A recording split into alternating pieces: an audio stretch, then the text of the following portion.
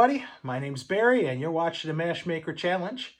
I just wanted to make this video, give you guys a little update. It's been a while since I made a video. It's been a while since I brewed. I've been pretty busy. A lot going on over the last 4 or 5 weeks. A lot of work with my business. Also working on my own house, trying to get that up and ready for sale. We want to sell the house maybe in the next couple of years, and I need to do some updating. So I've been doing some work at the house and a little bit of painting, redoing the mud room. Then I'm going to shift to the front room and the dining area, redo all the trim. Everything's going to get ripped out. The walls are going to get painted. I'm going to put all brand new trim in, crown molding, the whole 9 yards. And try to update this house a little bit. It was built in '51, and I think it's pretty much mostly original.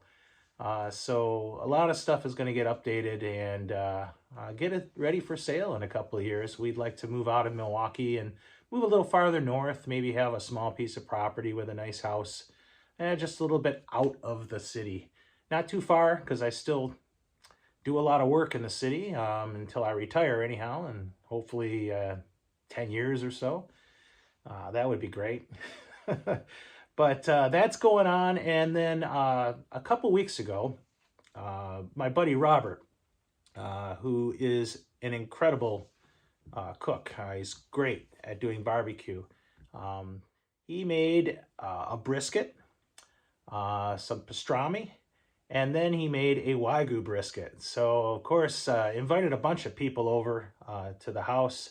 And 2 of the people that he invited are 2 people that I follow on YouTube. Randy Santel, he's a professional eater and absolutely amazing. I mean, the stuff that he can put down in less than an hour. Oh, kitty kit. In less than an hour is just unbelievable. And then his girlfriend, Katina, her page is Katina Eats Kilos. And she is also a professional eater. So they are kind of like a team.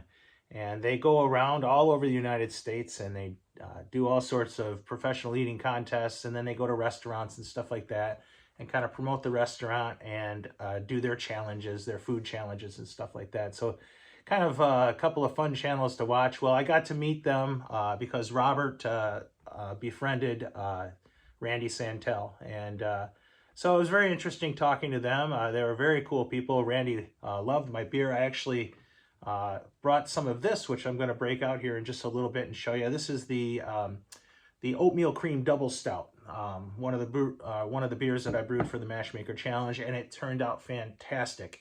Randy had 2 of them, and then I had a few more left. Come on, girl, go on, get down, get down. All right, there we go. So we had a few left, so Robert and I had a couple too. And then I also brought 2 full kegs over to the party, and they were emptied. So I had a hazy, the New Englandish IPA that I brewed for the MashMaker challenge. And then I also brought the Quads, the Twin Cities Scotch Ale. So those were 2 of the beers that I brought to the party, and they were gone. I pretty much had maybe a cup or 2 left in each one. So that was great. So now I have a couple of kegs open and ready to accept some new beer. I will be brewing again probably in a couple of weeks, but there's still a lot of stuff going on, and I got to finish up some things before I brew again. The other thing, after the party, I went turkey hunting last week. I left on Tuesday. Today is Sunday. I came back on Friday. And I've been here kind of working on the place this weekend and doing some other stuff also. But the turkey hunting was amazing. I did not get a turkey. I had a couple of great chances, including I snuck up on a turkey that was literally 50 yards away from me. Now, this is unheard of. This is really, really hard to do. I don't remember ever being able to sneak up on a turkey like this. But I was walking to my blind, and as I got closer, I heard a turkey gobble, and it sounded like it was behind me. And so I was like, oh, he's out in the field. I better scurry and get in there quick because he might come into the woods in a little bit.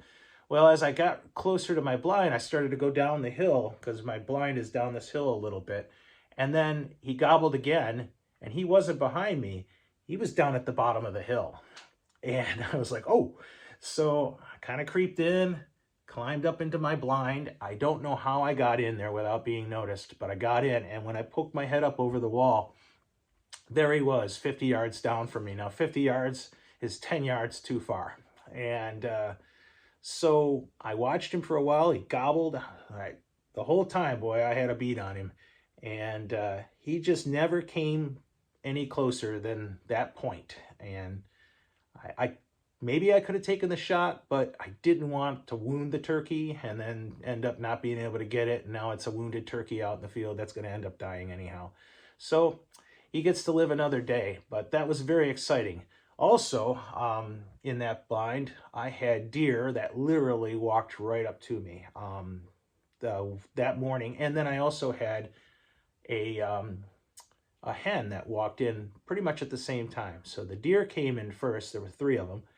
And they walked down the trail right to my blind and literally were underneath me. And I got video of that. I'll put it on. I'll put the video on.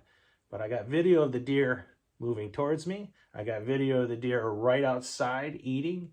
And they hung out for a good half an hour along with that hen turkey. That hen turkey came in right behind them and kind of walked across the field and then walked down the trail right to me. And at one point I thought she had busted me because she started putting a little bit. And normally when you hear that little putt sound, they go put, put, put, put, they make that kind of sound. That normally means that they've seen you and they're nervous. But she putted for a little bit, but didn't run away. She just kept kind of hanging out. And then she went down the hill and eventually disappeared into the gully. But that was pretty exciting. So I saw probably, I don't know, 10 or 12 turkey altogether, only 2 toms, the rest were all hens. And I saw about 35 deer. I mean, the deer were everywhere. It should have been reversed. It should have been, I saw 35 turkey and, 11 or 12 deer. But the deer were everywhere and you just could not, I couldn't walk anywhere without putting up a deer or walking into a deer or having a deer walk to me. It was a pretty exciting few days. It certainly wasn't boring. I would have much rather have gotten a bird, but hey, I got another chance in a couple of weeks. I'm going back out at the end of the month. So yeah, the next couple of weeks, I'm going to try to get in a brew, but it's might not happen until the end of May or early June at this point, but I'm going to try either next weekend or the following weekend. It's a lot of family stuff, a lot of work, a lot of work around the house and stuff coming up. I'm also going out to Minnesota in a couple of weekends, as long as the weather, if the lakes actually are unfrozen up there in Minnesota. Paul Fowler and I are going to do some fishing. And we might brew a little bit too. So I'm definitely going to have some video of that, the fishing and the brew day. It won't be my brew per se, but yeah, I'll be brewing with Paul again. I really enjoy hanging out with Paul. He's a great guy, and just happy that he takes me fishing in his boat. He's got a great boat and some great lakes up there to fish in. So we're probably going to be either going for walleye or crappie, and maybe both. So, and they're both good eating fish. So anyhow, I'm going to pour this beer. This is, again, the oatmeal cream double stout. There's a nice pop. Always good to hear that sound. Oh yeah, well carbonated. Not over carbonated, but well carbonated. Oh, look at that. All right. Look at that beautiful beer. Nice, beautiful dark beer. Now, this beer turned out incredible. And I'd like to thank Michael Dawson for this recipe. All the recipes so far that I've brewed have been delicious, but this one is extra delicious. It's just amazing. Even the fact that it's been carbonated with CO2, it's got this beautifully creamy head, and I think part of the reason is because of the lactose that's in the beer. That was my cat again, pushing her off. So I think the lactose that's in the beer kind of makes this a creamier head. So it's almost feels and tastes like it's on nitrogen, but it's just bottle carbonated. It's naturally carbonated. So it turned out great. Now the smell, I guess you can't call sweet a smell, but it definitely isn't as roasty as your normal oatmeal stout, or your normal stout per se. But it has a almost as if I can smell like the sweetness of the lactose. I'm not sure how to describe that, but it's definitely not your average stout for sure. There's some chocolate, a little bit of roast, not too much. There's not much coffee, if you want to say there's coffee in it. There's not. I'm not getting much of that, but I'm definitely getting like this sweeter smell from it. So a little taste. Oh, the taste is amazing. It's sweeter than your average stout, although the bitterness comes towards the end. So there's like, it's sweet off the bat, like this nice, sweet, creamy, almost chocolate milky kind of, if I were to describe it that way. And then once the sweetness is gone, you're left with the bitterness. So you get a little bit of bitterness, I think, from the Perla Negra malt that I put in. And of course the hops, but there's not a lot of hops. So I think you're getting the bitterness, which would be from the dark roasted malts. Yeah, this is just an incredible beer. I could drink 100 of these. It's a low alcohol too. It's not that high. I think it's under 6%. I'd have to check just to make sure, but I think it is under 6%. So yeah, you can have a couple of these and not fall on your face.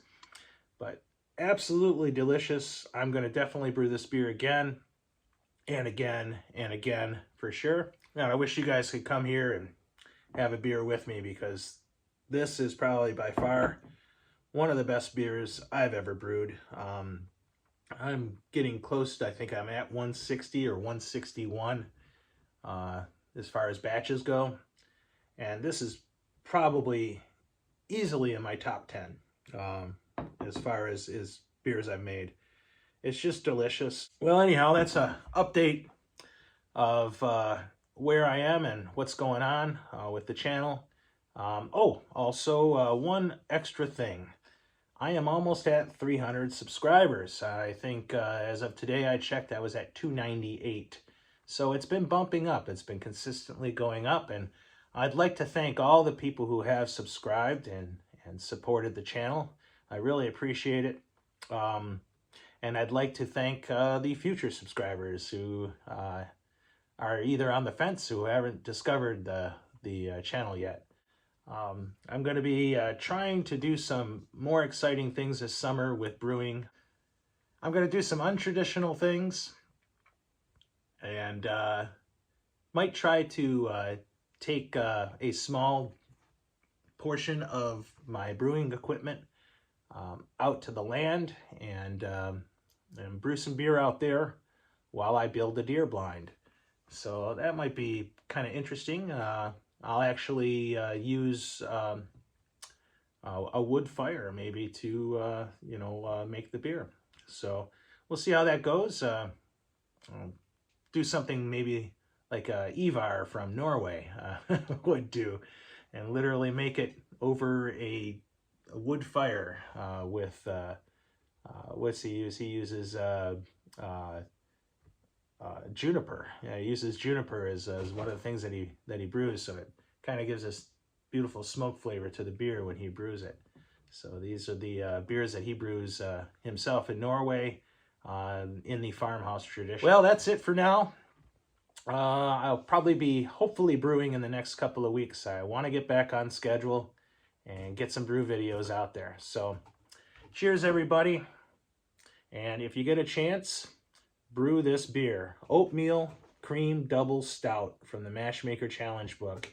Find this recipe, brew this beer. You're going to love it.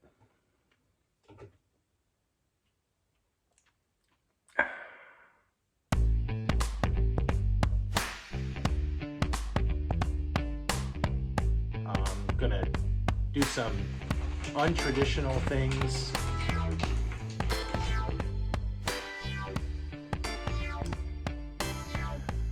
Stop that.